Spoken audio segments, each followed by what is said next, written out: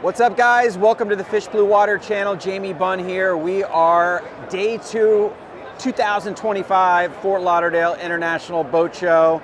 And I lassoed up Mr. Jim McGowan here. He's with the marketing team at Raymarine and FLIR. And Jim, as you know, obviously I got Raymarine product on the new 37 SeaVee.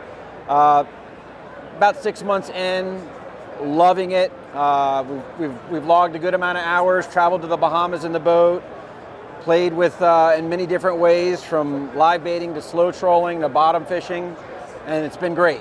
I had the opportunity to use my FLIR camera for the first time departing Hillsborough Inlet really early, dark 30, and realized pretty quickly how much I don't know about the FLIR system as a new FLIR customer. So I thought, being here at the show, obviously I've got the M364C. Yeah, M364C. Technologically, just making sure I get my descriptions right. But that is capable of what kind of features should we share with them in terms of what the camera can do? Yeah, so that M364C is our dual payload thermal camera. So it is gyro stabilized, so in rough seas you get a nice smooth picture. Okay. 2 payloads on it. It has a thermal imager at 640 by 480 resolution. That's considered a high resolution thermal imager. It also has a high definition color visible camera with a 30x zoom and an ultra low light capability on it. So that gives you color camera capability, night vision capability, plus thermal, all on the same system. That's impressive. So if you don't mind, a little burden of your time, just for their education and more importantly mine, if you could take me through just some of the basic aspects, maybe in the different versions from the daylight to the nighttime and thermal. I'd love to learn a little bit more about how to use the FLIR camera system. Absolutely, yeah. So I'm going to show it to you on this Raymarine unit because I know that's what you have on your boat. Okay. But it is important to note that these FLIR cameras work with all brands of MFDs. So whether you have Garmin, Simrad, Furuno, or Raymarine, they're all represented they're here all right now. represented here. Okay. But we're going to concentrate on this Raymarine display. Perfect. So on this Axiom 2 Pro, here we're actually looking at the output of that high definition color camera. Okay. So there's different ways that you can control it. These are what we call a hybrid touch unit. So you have touch screen and we have some physical controls. So when it comes to the FLIR, we can use the trackpad, for example, to pan the camera back and forth. Or on any of these displays, you can use your finger to move the FLIR camera around. So they are touch compatible. Okay. You can also use a pinch to zoom it in or zoom it out. Okay. But honestly, what I like to use rather than the pinch is the rotary controller. The rotary controller is tied in to the camera zoom. So you can see we can very quickly. You said it's got a 30x zoom. It's a 30x optical zoom, so it has the power to really reach out and see fine detail at long distances. What would you estimate, is the capabilities of the camera to give you something that you can really make out pretty decent at a distance? What do you think the capability is on that zoom? With that 30x zoom, and because it's gyro stabilized, so it's keeping the horizon steady when it's zoomed in, you can see vessels at several miles out. You can see way out onto the horizon with a system like this. On the gyro stabilizer, is that always engaged, or do you have to do something to engage it? It is engaged by default, but it can be turned off. Okay. Anytime you're underway, though, I would pretty much have it turned on. Okay. And where you actually get to that on this Raymarine system, it's in here in the menu. I just go down here to the gears. The gears always brings me into the settings. Okay. And this is a camera motion setting.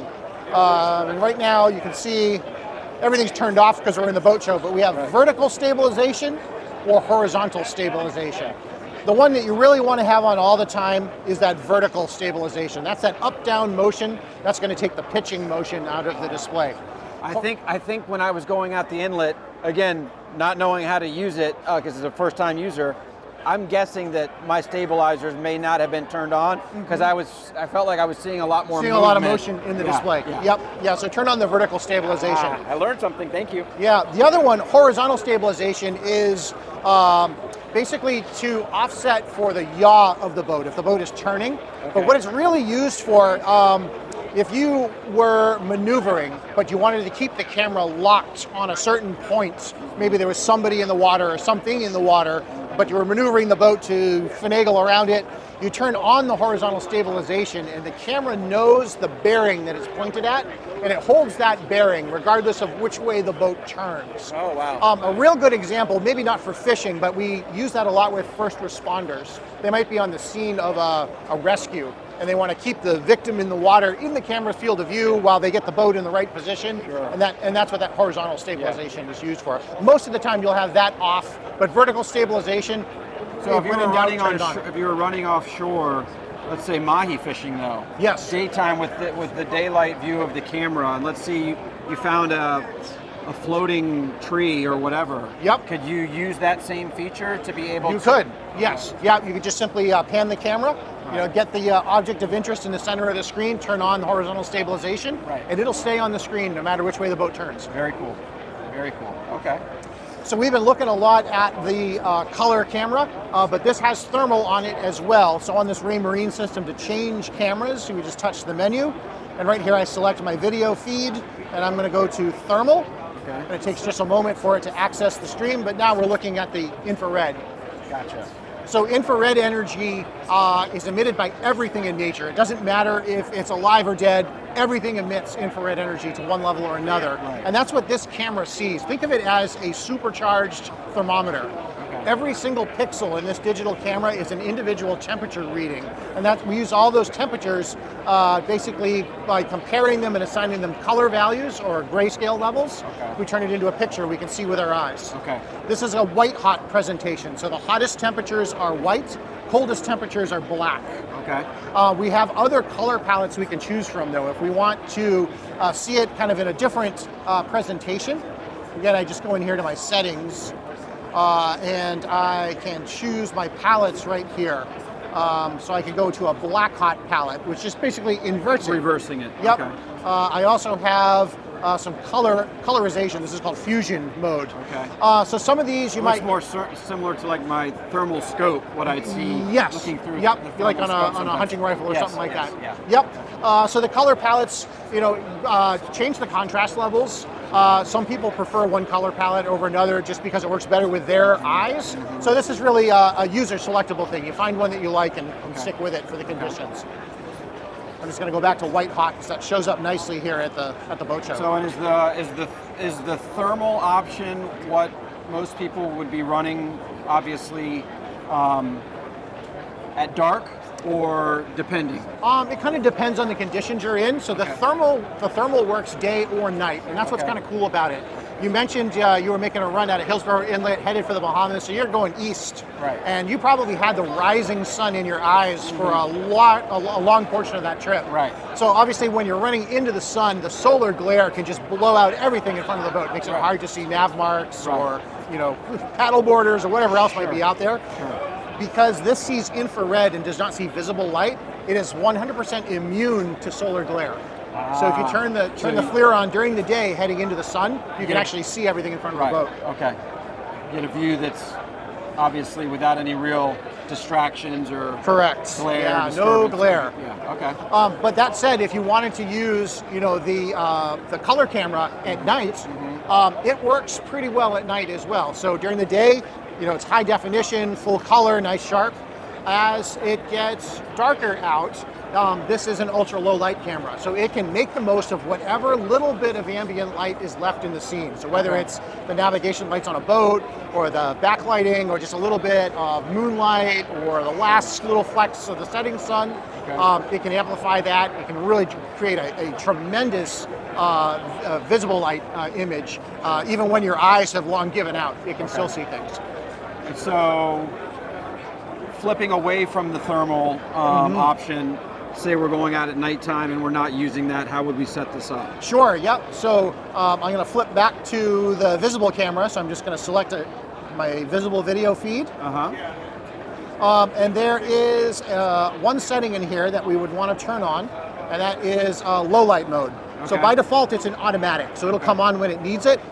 There is the option to turn it off. So if for some reason you turned on that low light camera at night and it was mostly black on the screen, just check that setting. Someone might have flipped it off. But normally it's either in on or in auto, so it comes on automatically. Gotcha. Good to know. A couple of other settings that are interesting just while we're here. This camera supports wide dynamic range, so that gives us better blacks and better whites in that color image, kind of like an HDR type of thing. The video camera also has electronic stabilization in addition to the mechanical stabilization in the camera gimbal. So if there's a little bit of shake or a little bit of vibration, like when the engine's slip in and out of gear, by turning that electronic stabilization on, that'll filter out that little bit of vibration noise. Okay. Just out of curiosity, like, so is there an option, let's just say running offshore at night, and I see an object that I pick up in the screen further out in the distance that I would see with obviously my own two eyes. Do you have then an ability to determine like how far away that object is as you're seeing it on? You do. So, Okay. and this is a feature that's exclusive to the Raymarine units. Okay. But let me point you to this menu here called ClearCruise. Okay. So what ClearCruise does is it allows us to have the camera search for non-water objects in the water space. Okay. So it can tell by the horizon on the image and also the temperature gradient out in front of it where the water is versus where the sky is. Okay. And then when it sees objects that it knows are not water, they could be navaids, they could be other boats, they could be coconuts, whatever floating out there in the water, right. it's actually going to bracket them with yellow brackets. We can have it optionally beep when it detects something out there. We can also kind of adjust the threshold of it. So if you're in an environment where it is really, really noisy, Right. or it's really, Bring it really down a choppy, little bit, yeah. you can turn the sensitivity down just a little bit so it doesn't false alarm. But Okay. it kind of acts like an extra set of eyes kind of scanning out in front of the boat, and it'll alert you if it sees something that it thinks is worth looking at. Okay. Okay. Very cool. That's a nice feature that you kind of offer for the Raymarine customer exclusively. Yep, and that's exclusive to the Raymarine units. Here inside at the boat show, it doesn't do much for us. I can't really show it to you in here because we don't have that nice water horizon Sure. for the camera to look at. So it tends to bracket on all sorts of random things here at the show. But on the water, you'll really see it in action. It's a nice feature. Well, you've definitely certainly given me a nice assortment of features of the camera and how it ties into obviously the Raymarine Axiom in particular, which I'm running on my boat. Obviously, if you're somebody that's may not be a Raymarine customer, you've got other options. I would consider Raymarine because I'm a big fan, but obviously all the other brands are represented. The integration is there, and I think from both just from a safety standpoint, navigation, as well as even some aids when you're running offshore at night or running during the daytime, fishing related. I've learned a few things that I could certainly play with and tinker around with. So Excellent. I appreciate your time on that. Well, thanks for coming to see us today. Yes, sir. So we hope you enjoyed another informative video here at the Fish Bluewater channel. Boat show's going on all weekend. Stop by, check the guys out here at the Raymarine booth, check out the FLIR systems, and we'll see you for the next Fish Bluewater adventure.